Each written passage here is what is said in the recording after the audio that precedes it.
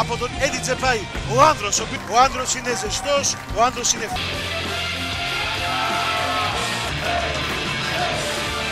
άξιος. δεν ξέρω.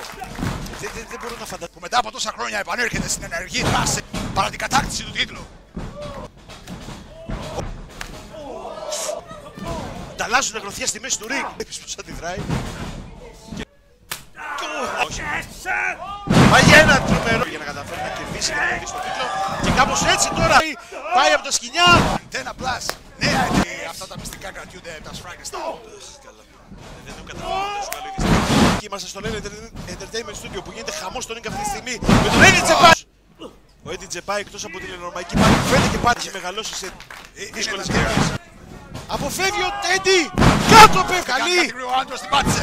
Όχι! Αποφεύγει ο άντρος του Σκένος Έπρεπε να Plus! κάνει κάτι γρήγορο. Και έκανε πραγματικά! Και πάει για τον Manhattan κάτω και το πετασιάνει! Και πάει! Τι κάνει, πώς τα καταφέρνει! Το σηκώνει το Σκένος Plus και πάει ο Eddie Dzebay!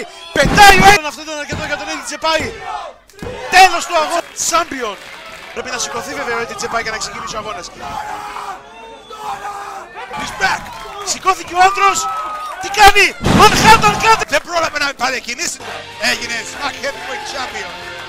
Και να το δείγμα σεβασμού από το παραμένει. You said it. Τα είπες όλα καλά.